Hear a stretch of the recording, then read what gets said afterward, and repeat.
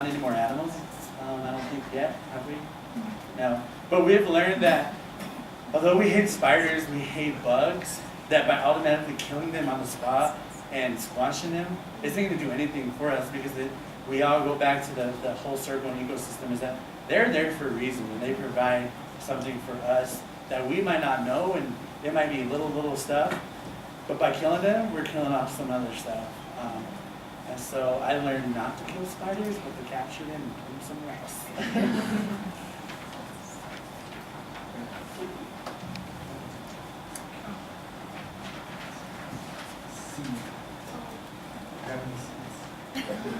Yes, we do.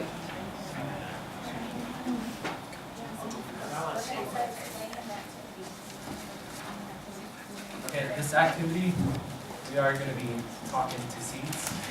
So, first, you never done it, how do you read it? It's pretty fun.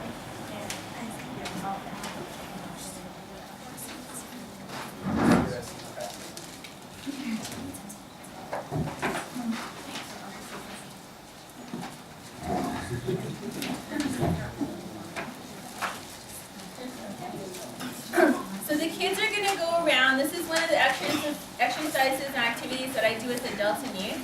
And so they're going to go around giving you seeds. These are not seeds for you to keep because we need them back for planting. But we do have seeds we're going to give away at the end. But these seeds, they're going to explain how to take care of them. And just so that you know, there's only going to be a few here.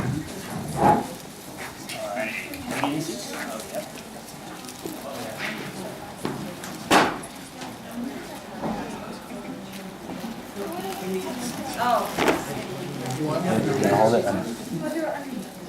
Oh, they are? Did you get seeds? Raise your hand if you need seeds.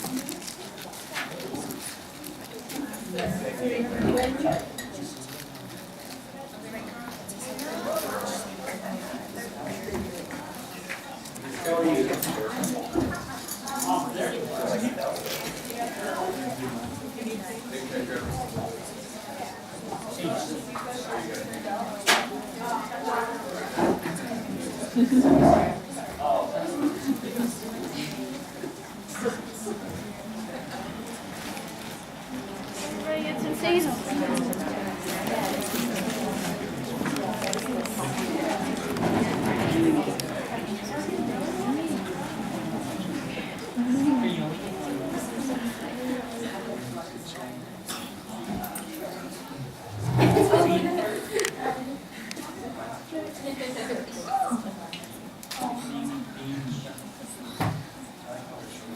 Does everybody have seeds? Raise your hand if you don't have seeds.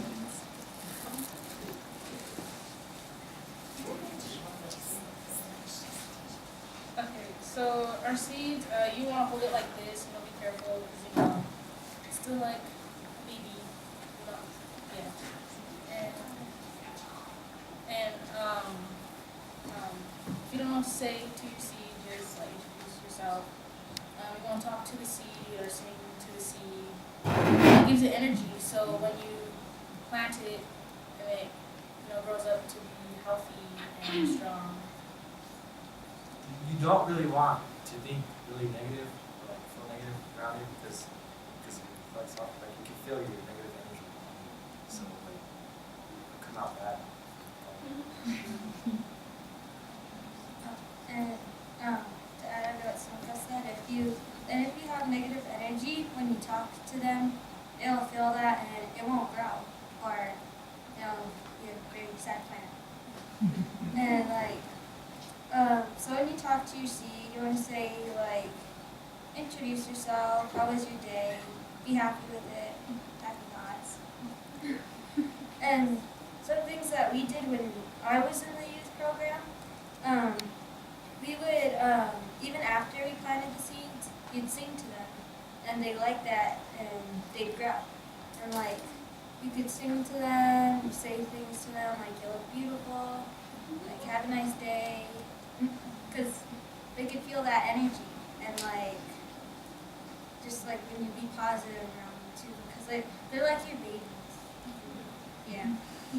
Yeah, so just adding on to what Star said, like when I first did this activity, I was like, what? I'm talking to a seed? And then like I later found out like, you know, these are like children, babies. Like, I thought that was pretty cool, you know, just I even named mine too. Yeah, but just yeah, just treat them like your children, you know, just take care of them. I found it kind of interesting to do that. And then to add on to what I said, yeah, it was kind of crazy. Like I'm talking to the scene, like, hi. And like he even named his Benjamin. And like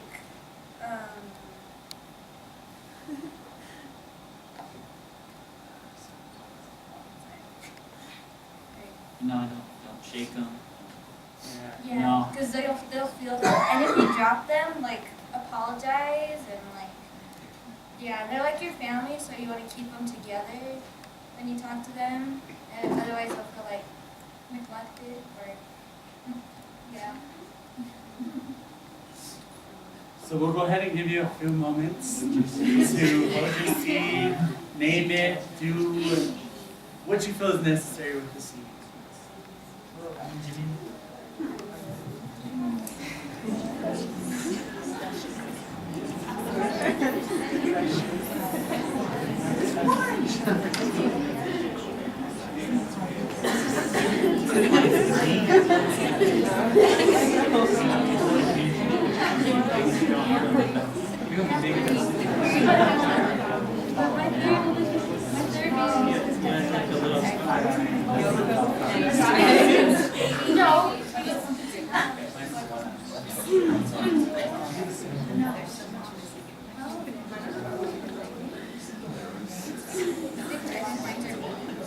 So what? That's what it is. Here's where we use this.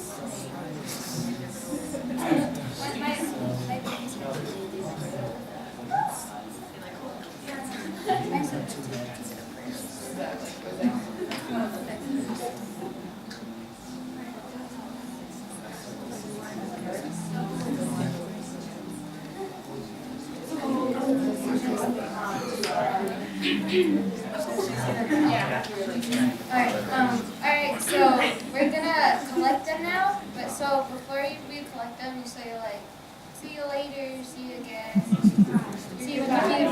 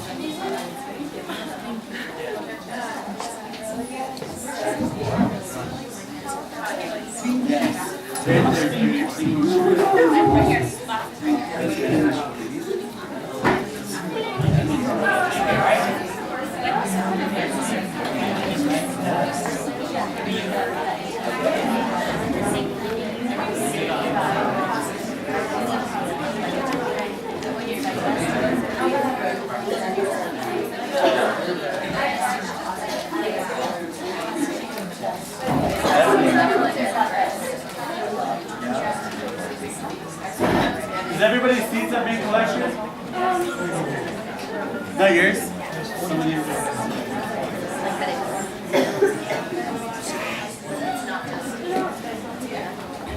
Does it look a little different? What kind of bean is it? Do you know? Not these ones. I don't need these. Take the brown ones, I know.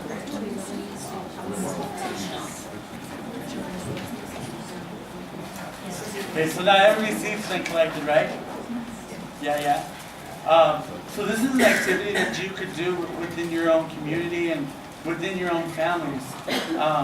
In those 2 moments, it could be very therapeutic. I know that sitting there and going to gardening and being able to do this activity when we were planting was therapeutic for me, because at one time I think that, when I planted these seeds, I kept watering and going back to them, and they weren't growing, or there was weeds growing around them. And then when I did the activity with them, and was in a moment where I was very happy, and I had gone through, it was 2 weeks, my corn stalk was growing, and so to be able to see the difference in between that was huge. So let's give a couple moments. Any of you felt any way or how that you could relate to? I know she shared a story. I don't know if you'd like to share that with everybody of how this activity meant to you. Oh yeah, I just really found myself like breathing life into it when I was speaking to it. It suddenly became no longer an inanimate object, but it became something with life. And then I started thinking, if you're putting this positive energy into it, then wouldn't it be continuing to give that back to you when you digest it? The positive intention that's going into it and the relationship to it comes back. And then I took it a little further, and I thought, I wonder if that's why so many people now are getting sick, because the food is treated like an inanimate object, and so it's that relationship has been kind of severed. That's what I got out of it. Thanks. Awesome. Thanks for sharing. Is there anybody else that would like to share? Notice it's good to, when you're harvesting, to ask the plant and to thank the plant too. I've noticed a huge difference just in how I feel, not even consuming the plant, but just interacting with it. And they're smart, and so just acknowledging their existence, as temporary as all existence is really powerful, and I think it enriches you as you're consuming the food just by thanking, acknowledging the sun, the rain, but the plant too. And I understand. I like to be thanked too, so it's we're on the same page. It makes sense. Awesome. I was looking at it, just kind of trying to create some sort of benevolent attitude towards it. And I was kind of totally amazed at such a simple thing has so much complexity bound in it. And it's such an effortless thing, all off the tree.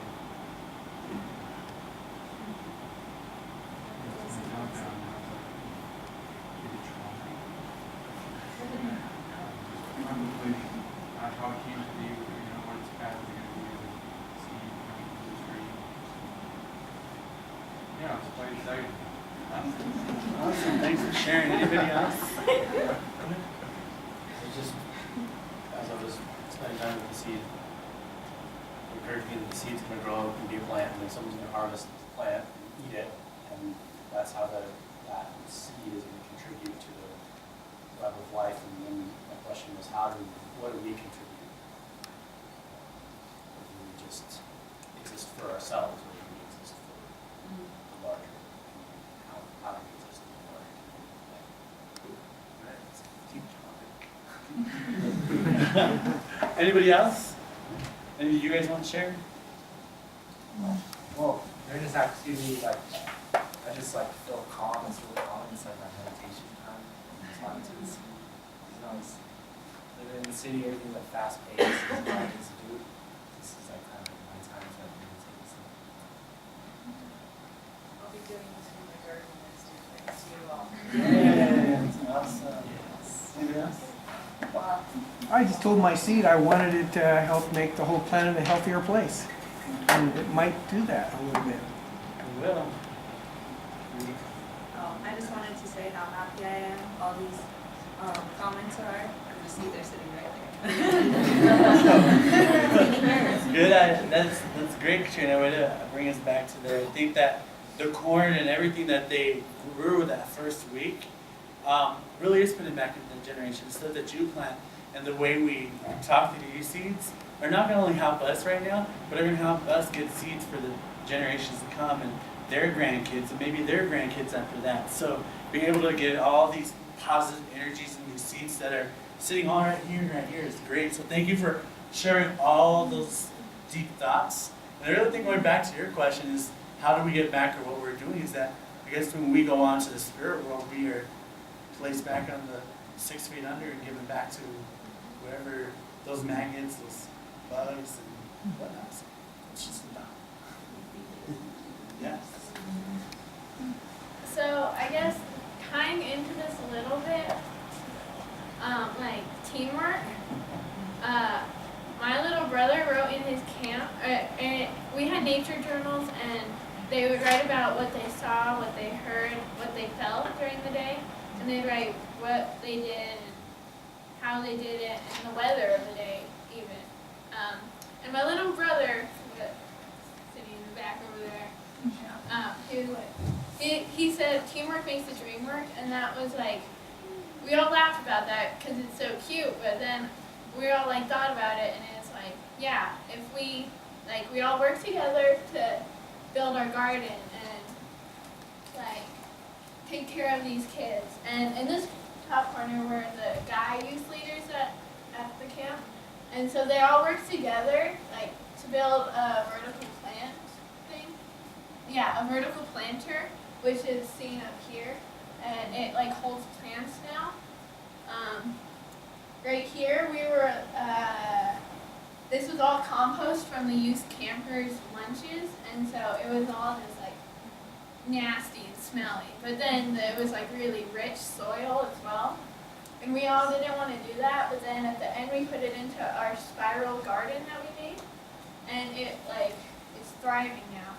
And also like without it, we went from all this, like that was one of the first days when we were planting, and then it went to here where 15-foot corn stalks with 3 feet roots, and it was just amazing. And then that was when they were harvesting radishes, and they were all really happy and we got to eat radishes. And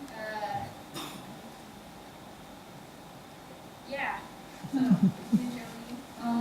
So for like teamwork, like for this one, when we're doing radishes, like they pick it out and they're like, oh, look, it's radish. Why does it look so weird? Like, so pull out a grandma, you know. And then they're like, can we eat it? I'm like, you can, but you have to wash it first. And I forgot which one it was, but they're like, can we name our radishes? And I'm like, yeah, you can name them. You know, they're yours. And they're like, okay, so. And then, yeah, that's my experience. I think that one picture that shows everybody, and there's no corn in that. There was an event that was held. It was in, I think it was April for Child Abuse Prevention Month, and we did pinwheels. And then we also planted corn. We planted various different seeds in the back, and whatever Shannon wanted, we planted. So we went through exercise, and the adults that were there that were caseworkers or GALs or anything pertaining to child welfare, they came and they did this exercise, and they really got the sense of that, yeah, it does take a team to do this, and it does take dreams. And the kids that were there that come from a facility that are having problems, they have dreams of getting out of there. They have dreams of getting out of the child welfare system. They have dreams of having parents. And so being able to collaborate with them and come in and do this garden during that event was huge. And I think that's why we have some great corn stalks, because their dreams were into that. They put in with our team, the teamwork that we consist of Shannon, Tara, and our young leaders, and inviting other people in there. Our corn stalks have gone 8, 12 feet almost, and we still have some from last year. And now we're getting ready for our second cohort of stalks. And when we first planted, it was 4 years ago. And it takes 3 years, I guess, for them to come up. And so those are some huge dreams, and we just keep telling our young leaders to keep dreaming and dreaming. And who knows where they'll go. We'll have potential NBA stars down there, potential presidents here, congresswomen, and whatever they want to do, we keep telling them to dream. And we have our youngest one over there who just is very energetic and keeps us all entertained and keeps us on our toes. We swipe. So, at this moment, we'll go into some Q&As. But before that, I wanted to have our corn women of the corn, share their experience of what Shannon's brought to our community. Well, when I was, I guess, named or honored or privileged, I don't know how to say that, with being a seed keeper, I was like, really? I was kind of happy at first, because I was like, that's a seed, like the whole talking to the seed process came back to me.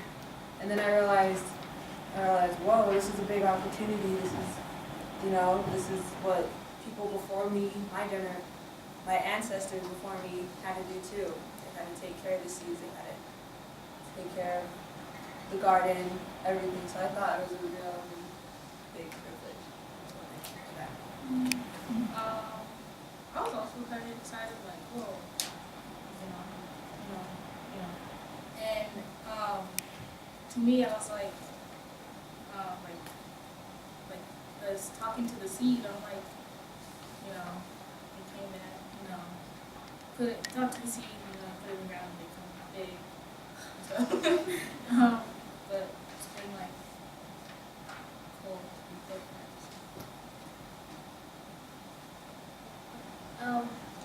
After she told me that I was going to be seed keeper, she called my name and I was like, what? Me? like, why me? Why did I get to be a seed keeper? And I thought about it, and then she also explained, like, you're one of the kids that, like, really meant it when you planted, and to see how big, I planted a lot of the corn, and to see how big my corn got was amazing. And then now I'm a seed keeper and I get to take care of corn seeds, and like it's my family, and so I was excited and happy. So these women put a lot of time and energy into coming to the workshops and we're passing around some of our corn from our gardens. They grew at all different times.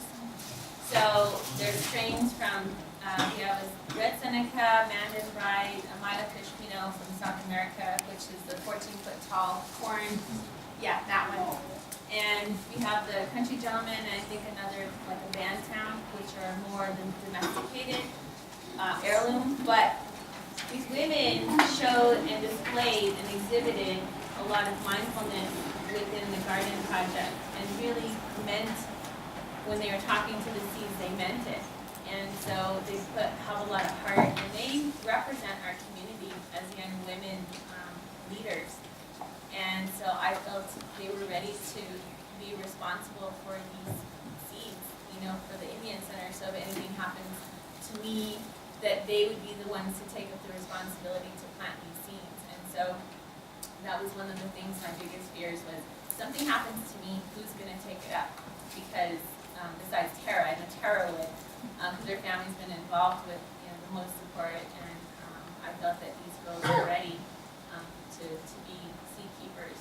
But it is a big responsibility, and when you think about it, everything that they've learned to give hope to our community for future gardens.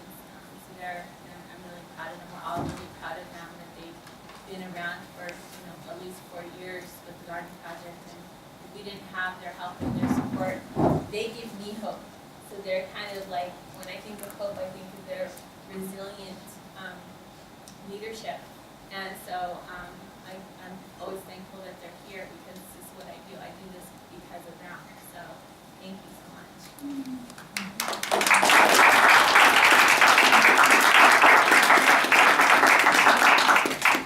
And the young men too. And the young men, who, I don't know if you've seen it in the picture, they all decided to, we were getting ready for an event, and then the women were doing cooking, I think, or getting ready for that. And so I was like, well, the guys need to do something with the garden. And so Shannon took them, and then they were hammering. What were you guys doing?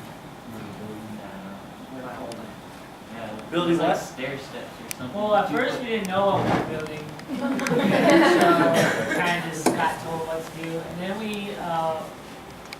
we were told what it was used for, and we were actually kind of surprised on what things, like, I guess what we can use that we have when we don't need to go outside or out to the store and go buy. So I think it was a really cool experience, and it was actually, I mean, we didn't really use communication that much, so half of the side was wobbly and the other half was all serious, so it kind of was lopsided a little bit, but just doing that was, I think, a great, useful, and great way to, I don't know how to word it, like, I guess, yeah. Keyword means the trademark. So, and I want you to know that with the corn, and in our ways that we see when we pass it down to generations, that Shannon has now passed it down to Trina. Trina's at the age where she's going to be heading off to college, and she's going to be, presenting or bringing those ideas to women of her age. And so, and to have Najoni at the next to be one of these people, she's in middle school, going to be going to high school next year, correct? And so being able to have that knowledge in high school, and then to having Star, who's our 7th grader, making sure that the younger generation, and making sure that the little kids know and what it really means to be a woman seed carrier. And I think that she has some great followers behind her that are very anxious and very wanting to come learn more about this, how to keep our healthier community going. And so, do any of you all want to share one highlight of your whole summer? My highlight would probably working with youth campers. They would always like come to me and be like, "Oh, this is so fun," Like I'm so glad like they had something to do every day in the summer instead of like staying home, watching TV or playing video games. They actually had something to do, and they're eating healthy and not eating like Cheetos at home, watching TV. So that was probably one of my favorites, probably working with the kids. I think my highlight was just being able to be a part of that program, because, like she said, I would have been one of those kids at my house just playing video games or just figuring out something to spend my time, or sitting on the couch just playing on my phone. And most of the time, I really didn't want to get up because we had to get up pretty early to go to this program. And I really didn't want to come, but my mom kept telling me that I had to, once I was committed to something, then I had to stand my ground and be committed. And so I think it was just a really great way to spend my summer and to use my patience. And I don't really have a lot of patience, to mentor these kids and really show them what it's like to be in my shoes and how to, I guess, I